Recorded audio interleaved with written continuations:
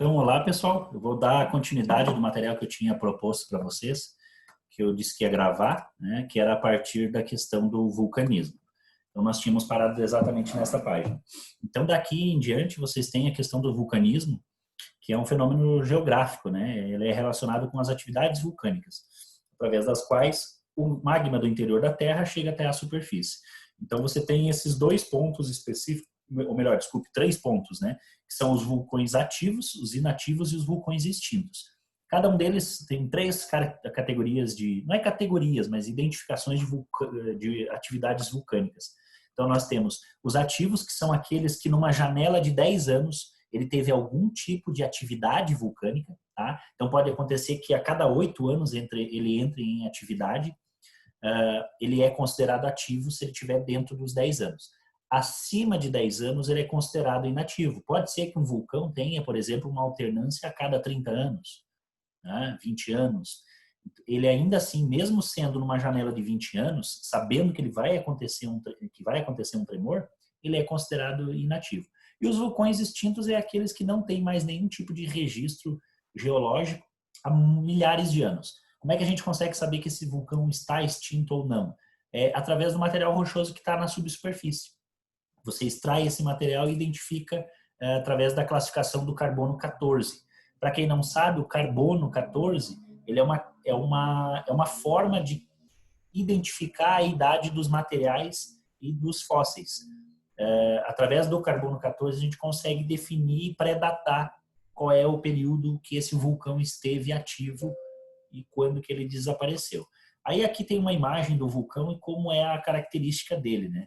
Tem 15 informações importantes. Isso aqui é óbvio, não é para vocês saberem, né? Olhar um vulcão e saber isso é assim, assim, assado, mas é para vocês terem uma noção de que tem toda uma ciência por trás, né? O vulcão, na verdade, ele é uma formação de características de acúmulos de materiais.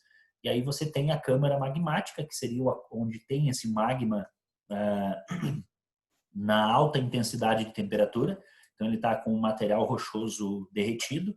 Você tem as rochas, a chaminé, a base, enfim, até a nuvem de cinza. Essa nuvem de cinza, normalmente os vulcões quando entram em atividade, eles emitem uma grande quantidade de gás carbônico na atmosfera e também material de silício, né? Silício, 96% das rochas da superfície terrestre são compostas por silício. Silício é um material em grande abundância.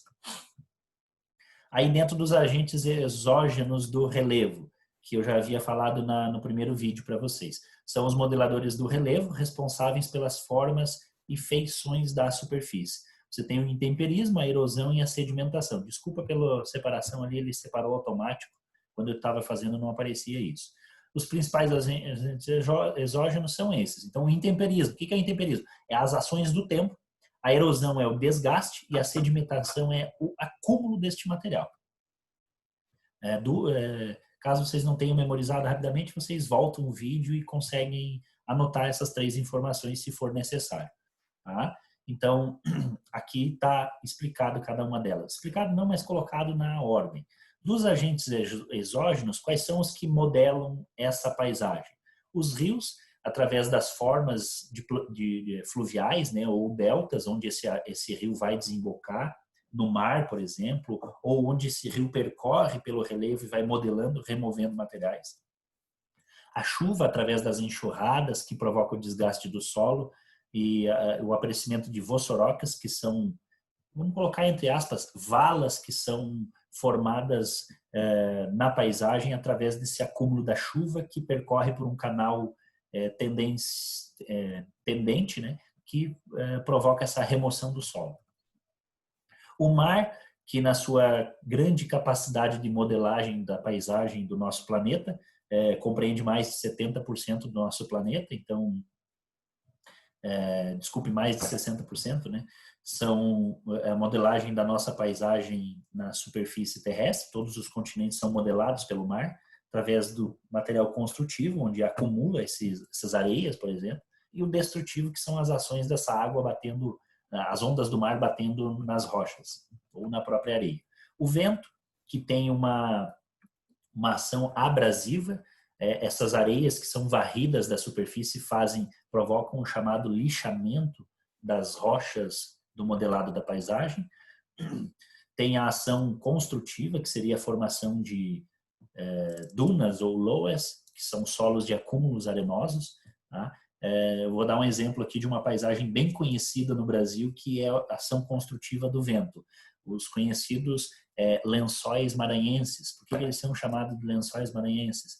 Porque é um conjunto de formações de dunas que são formadas por areias deslocadas pelos ventos e que você, olhando numa imagem aérea, um sobrevoo que você faça na região dos lençóis maranhenses, é como se fosse um lençol espalhado sobre a cama, solto sobre a cama com aquelas ondulações.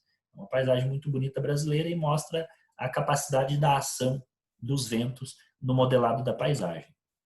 As geleiras, que provocam o processo de erosão ou de acumulação, né? As geleiras, no seu congelamento e derretimento, provocam deslocamento.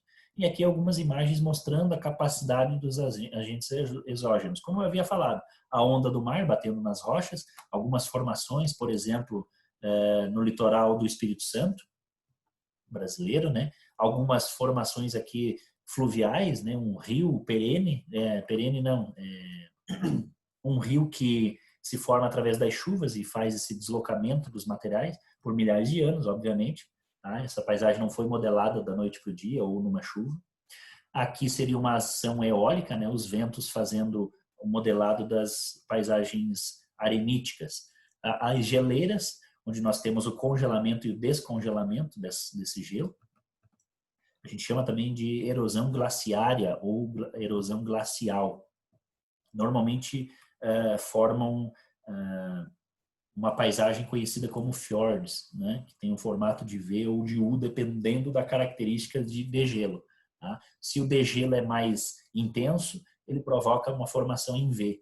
Se ele é menos intenso, ou seja, com uma frequência e alternância maior, você tem o formato em U desse vale. Aqui algumas outras paisagens que mostram essa capacidade de transformação, as restingas, as praias, Recife de arenito, tombolo, que são todas resultados de acumulações marinhas. As chamadas falésias, olha que interessante, duas paisagens de ambientes diferentes, a qual a paisagem se modelou através da grande capacidade que o mar tem em modelar essa paisagem. A gente chama também de abrasão, né? Por que ela é abrasão? Porque ela, através da onda, ela vai trazer as areias e vai bater sobre as rochas, fazendo o lixamento. Tá? Abrasão nada mais é do que o lixamento do material. Aqui nós temos o intemperismo, ou meteorização, é o conjunto de processos que provocam alterações e decomposição das rochas, que é um resultado externo. Também consiste em um processo físico, químico e biológico que atua no modelado também dessa paisagem através da desintegração ou decomposição, tendo também uma ação física ou mecânica através do contato, né? Essa quebra, né? Ali chama de meteorização, porque seria, por exemplo, numa chuva de alta intensidade, as gotículas de água batem sobre a rocha e sabe aquela frase, uma frase muito antiga, mas que recorre na ciência, a ciência comprovou ser verídico, né? Água mole, pedra dura, tanto bate até que fura, né? É uma frase antiga, mas que a ciência comprovou que realmente, mesmo a água apresentando uma característica física maleável, pingando ou batendo sobre uma rocha de característica física dura, ela vai modelar esse material no passar dos milhares de anos.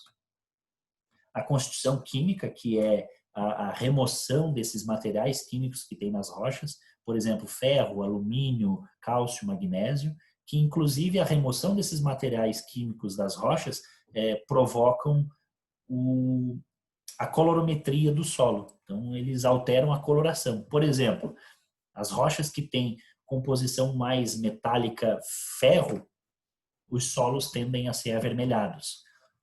As rochas que têm material alumínico, ou seja, alumínio, os solos tendem a ser amarelados.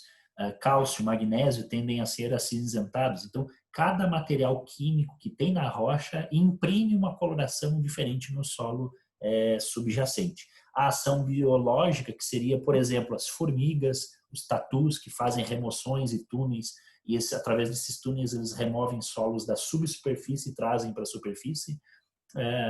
Tem agentes biológicos que fazem a transformação química, por exemplo, quando você vai nos riachos e tem aqueles líquens ou musgos em cima da pedra, ela está removendo elementos químicos para sobreviver e, através dessa remoção química, ela está fazendo com que essa paisagem seja modelada.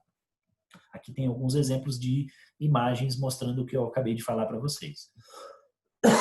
Então, você tem o intemperismo físico, que é a quebra dos materiais. Muitas vezes eles trincam por causa do congelamento. O químico, que seria a alteração da remoção dos materiais químicos que estão presentes na rocha. E o biológico, eu já havia falado. Esqueci de falar também a questão das raízes, né? As árvores e as raízes das árvores têm um papel importante também no modelado da paisagem. O processo de erosão, que é o conjunto de modelagens e remoção, transporte e acúmulo dos materiais. Pode ser feito através do vento, pode ser feito através da chuva, o rio. Então, esses agentes alteram, fazendo com que os materiais sejam removidos de um local, transportados para outro e acumulados. A deposição seria essa sedimentação, tá? É a mesma coisa. Então, a hora da revisão, o que nós trabalhamos hoje? Tá? Então, nós tivemos uma primeira identificação que seria os agentes endógenos e exógenos, que são classificados como epirogênese, orogênese, intrusivos e erupções, né, através das identificações do tectonismo e vulcanismo. Nós temos algumas características de formação do modelado da paisagem que estão aqui mais à direita.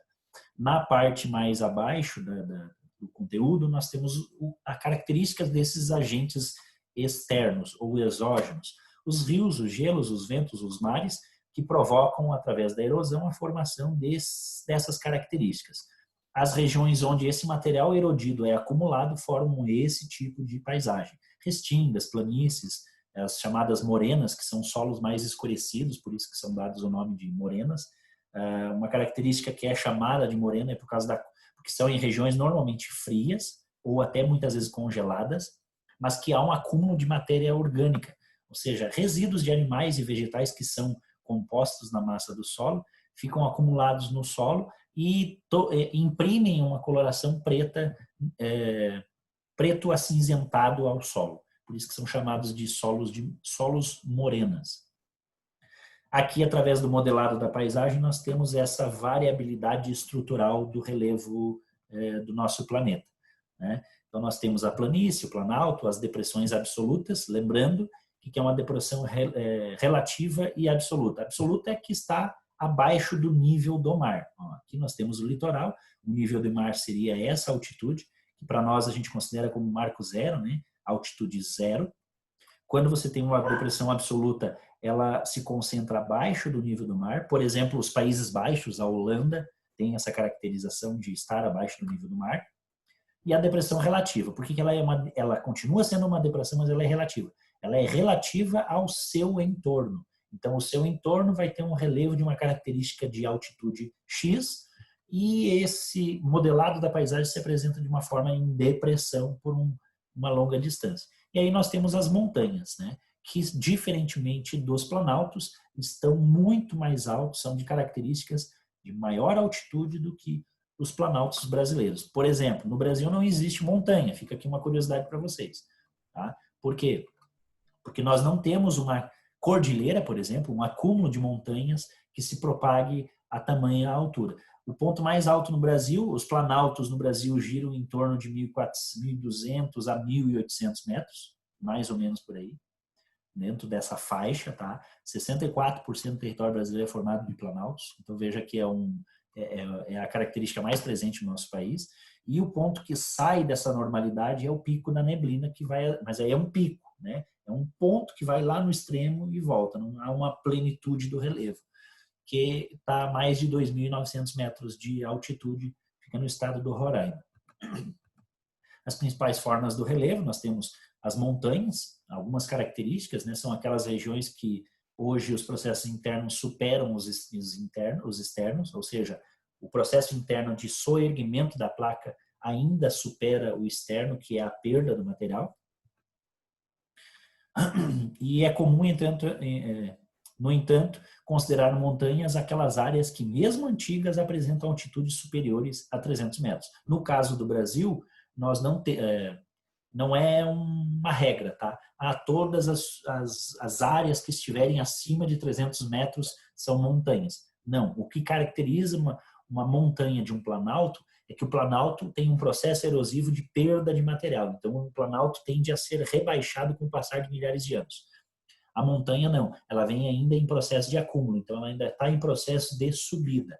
Tá? Por isso que no Brasil nós não temos nenhum tipo de montanha, porque não há um movimento de placa que provoque o novo soerguimento dessa configuração do relevo que nós já temos. Planaltos são superfícies normalmente elevadas, de ondulações suaves, tanto é que nós temos aqui na nossa região a conhecida região da Cuchilla Rica, né? Cuchillas no espanhol são ondulações, rica por causa da questão da condição química desses solos que são propícias para a atividade agrícola, né?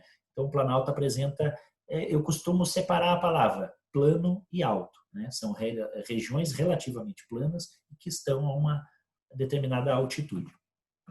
As planícies são as áreas mais aplanadas, próximas normalmente do litoral. Temos algumas planícies no interior do continente, por exemplo, do Brasil, aqui na América do Sul.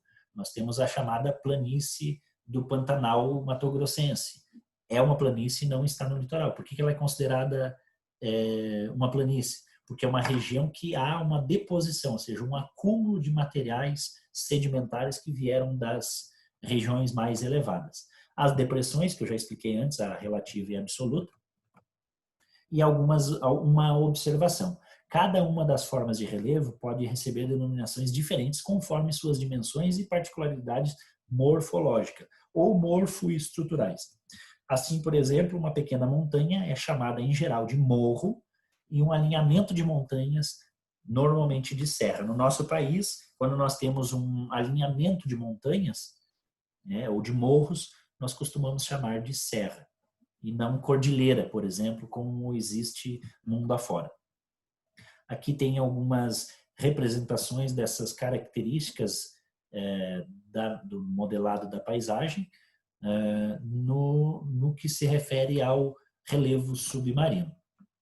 Então, aqui tem algumas características, ilhas vulcânicas, os montes marinhos. Veja que há toda uma estruturação também do relevo submerso, ou que a gente costuma dizer o assoalho do oceano. Ok? Era isso então que eu tinha para apresentar para vocês. Muito obrigado pela atenção e até a próxima aula. Valeu!